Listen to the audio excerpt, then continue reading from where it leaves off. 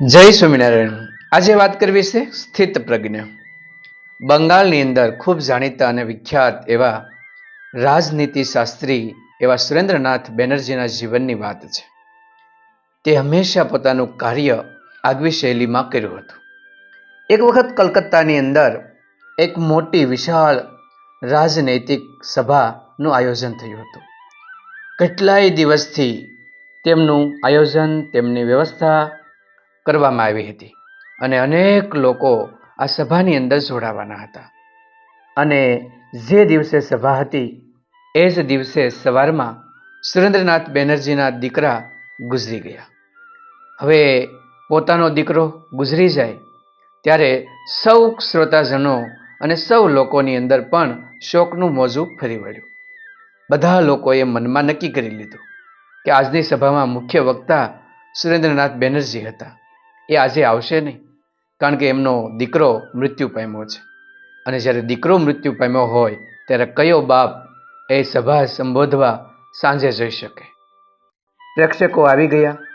એમને એમ હતું કે કોઈક બીજા એ રાજનીતિ શાસ્ત્રી એ સભાને સંબોધશે। તમામ પ્રેક્ષકો ગોઠવાઈ ગયા। બધાની નવાઈ વચ્ચે સુરેન્દ્રનાથ બેનર્જી એ ગાડીમાંથી નીચે ઉતર્યા। બધાની આંખો ફાટી ગઈ કે આ કેવા વ્યક્તિ છે કે જેમનો એક દીકરો મૃત્યુ પામ્યો હોય અને એ તે જ સાંજે સભાનું સંબોધન કરવા આવે।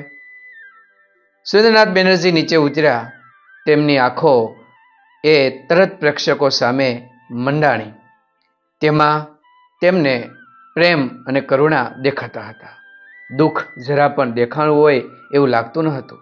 સુરેન્દ્રનાથ બેનર્જીએ તમામ દુઃખ પોતાના હૃદયની અંદર ઉતારી લીધું હતું।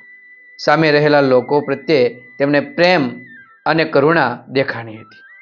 તેમણે પોતાનું સંબોધન શરૂ કર્યું અને જે કંઈ કહેવાનું હતું એ તમામ વાત તેમને કહી દીધી અને પ્રેક્ષકો જે સભા માટે આવ્યા હતા એમનું કાર્ય તેમણે પૂર્ણ કર્યું। આમ ભગવદ્ ગીતાની અંદર પણ ભગવાન શ્રી કૃષ્ણએ કીધું છે કે રાગ, ભય, સુખ, દુઃખ આ સર્વ દ્વંદ્વોથી જે મુક્ત છે એને સ્થિત પ્રજ્ઞ કહેવામાં આવે છે। તો સુરેન્દ્રનાથ બેનર્જી આ ઉદાહરણની અંદર બેસે તેવા હતા। તેમના જીવનની અંદર જે કાર્ય કર્યા એ એમને સુખ, દુઃખ, હર્ષ, શોક એવું કશું જોયું નથી। માત્ર પોતાના કર્મને જોયું અને કાર્ય કર્યું અને હંમેશા લોકોના એ પ્રેરણા સ્ત્રોત બની રહ્યા હતા।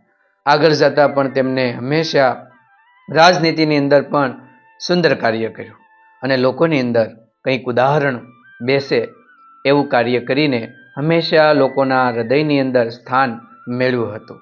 વંદન છે સુરેન્દ્રનાથ બેનર્જીને।